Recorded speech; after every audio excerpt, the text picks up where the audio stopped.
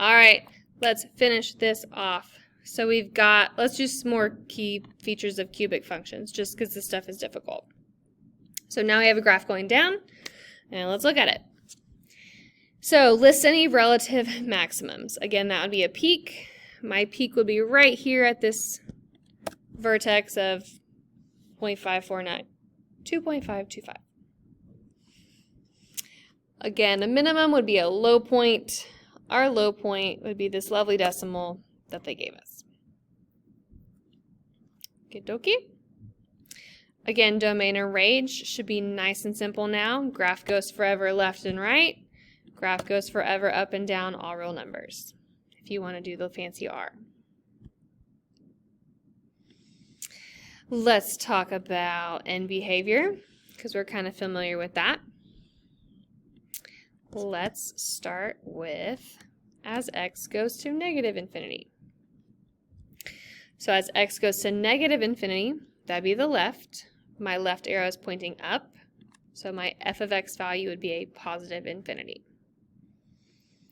I gotta check one more side. We checked the left, let's check the right. The right side would be as x goes to positive infinity.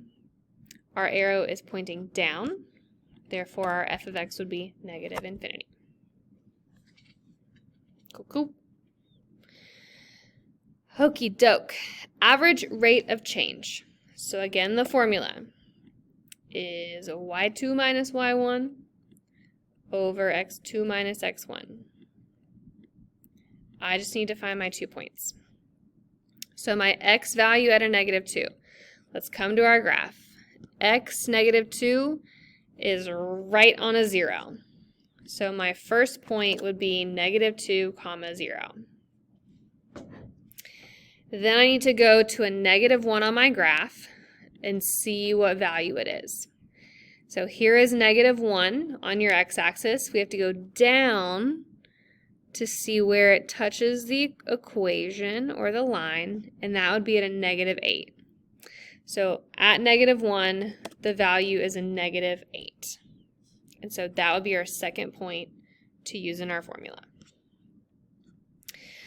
So my y2 would be negative 8 minus 0. My x2 would be negative 1 minus a negative 2. Now we do know that two negatives are going to turn into a positive. So simplify the numerator. Negative 8 minus 0, negative 8. Negative 1 plus a 2, or 2 minus a 1, would be 1, which would simplify to a negative 8 average rate of change. Cool. All right, and then the hard part. Increasing, decreasing, positive, and negative.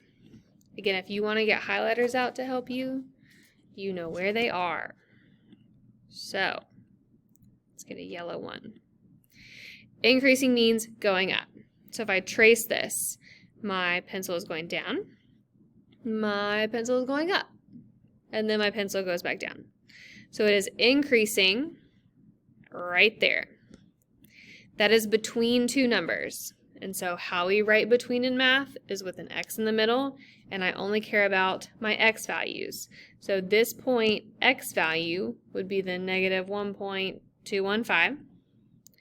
Put your x in the middle, all the way into your other x value of the 0.4549. So that is where the graph is increasing or going up. Decreasing would mean everywhere else, where it's going down. So the graph is decreasing right there, and it is decreasing right here. So I have two answers. Again, in Module 2 we use the word or. We're going to use the word and. So let's talk about our two pieces. So this left side, it decreases all the way until this x value. So it's to the left of that x value, so it is where x is less than negative 1.215. My second answer is this right part over here, which would be the 0.549. It is to the right of it, so it would be greater than.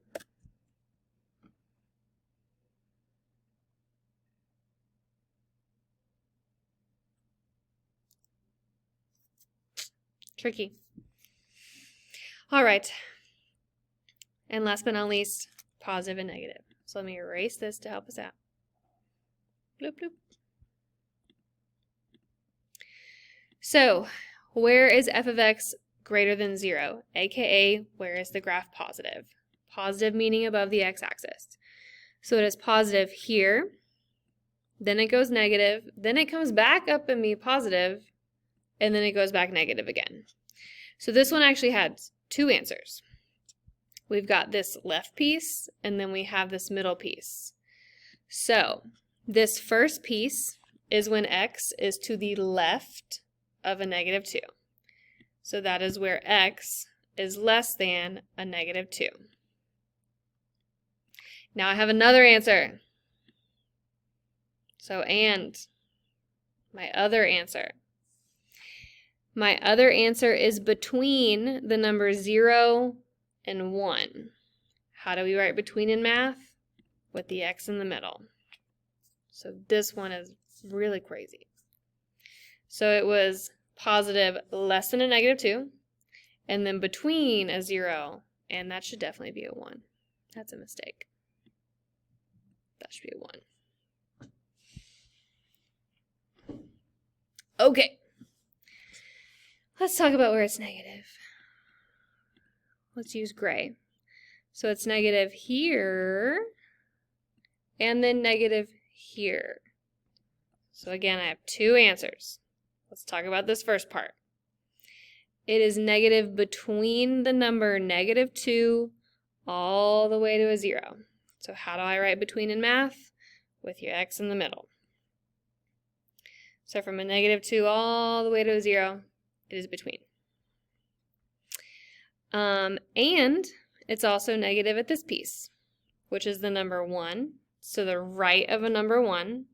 So that is when it is greater than the number 1. Okay.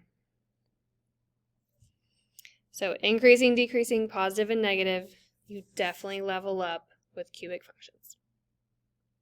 Okay. Alrighty. There is some practice on the back page.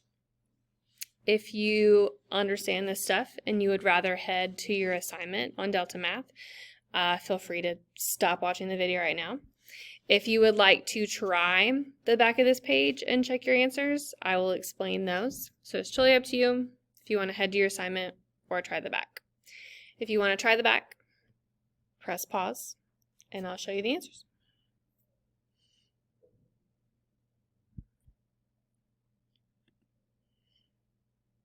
Okie doke. Answers. So on number 1, it wanted us to describe the end behavior. I first had to put it in standard form, which means looking at your leading coefficient. My leading coefficient was a positive 4, x cubed, so my cubic would go up and be positive. So you could have these flip-flopped again, and they wrote them backwards, but your f of x, as x goes to negative infinity on the left, it was negative infinity for your f of x. So as long as those both say negative and these both say positive, in any order, you are good. On h, it was already in standard form. Leading coefficient of a negative means your cubic is going down. So again, your end behavior is going to be as x goes to negative infinity, your f of x went to positive infinity, and so on and so on. Again, your order can be flipped for those. That's an example where it's written backwards.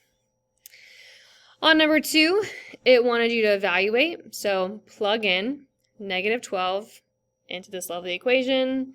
You plug it in, you type it in, you get 2,101. On number 3, it wanted you to describe the leading coefficient, saying if it was positive, negative, and then do the end behavior. So 3 is going positive, it's going up. Here's our following end behavior. Again, you can have it in any order. Same thing for the second one, negative. Here is our end behavior. You could have f of x, as long as it's in any order similar to this. On number 4, it wanted you to write it in standard form. So put it in order. Start with your highest exponent. Go down from there. The degree would be a 3 because that's your exponent. The type is a cubic because cubed, cubic. And then your leading coefficient would be the number in front, 5. And the last 2 problems, all the funness. So I wanted to know where it was increasing going up. It was increasing in 2 places. When it was less than a -1 to the left of a -1 or to the right of a 1. It was decreasing in between those numbers. Again, f of x greater than 0 means positive. It was positive 1 time up here to the right of a 2, so x greater than 2. Technically, it wanted you to talk about those 2 pieces individually because at -1 it hit 0. If you just put x is less than 2, I think you kind of understand it's negative. But on Delta Math or in your textbook, it wants you to talk about where it hits the x-axis. So to the left of a -1, and then between a -1 and a 2 is where it would be negative. Tricky. Over here, it is increasing all the way until you get to 0, because again, it's not the y value, it's not 4, it's 0. And then it was also increasing after a 2, so greater than 2. It was going down in between 0 and 2, so put x in the middle in between 0 and 2. For C, again, it wanted you to break it up. It wanted you to talk about all of this part and then the second part. So if you had x is greater than -1, I think you understand it. But between a -1 and a 2, it was positive, and then after a 2, it was positive again. And then it was negative or below 0, this one part, which would be -1 and to the left. So again, positive, negative, increasing, decreasing, in my opinion, is the hardest part of this lesson, and that's why the more practice you do on Delta Math, it can help you. Our last part, number 6, wanted you to pick the right graph. So it is a cubic. All these graphs were cubic. You had to check out to see if it was positive or negative. So it's positive, so it should go up. So we definitely cannot pick this graph. It's going down. And then the y-intercept we know is the last number, so -4, and so it should cross the y-axis at a -4. That one crossed at a +4, that one crossed at a 0. All right, you guys are doing amazing. Thank you for watching. Let me know if you need any help, or let the sub if you know any help, or let any math teacher know if you need any help. Keep up the good work. You rock.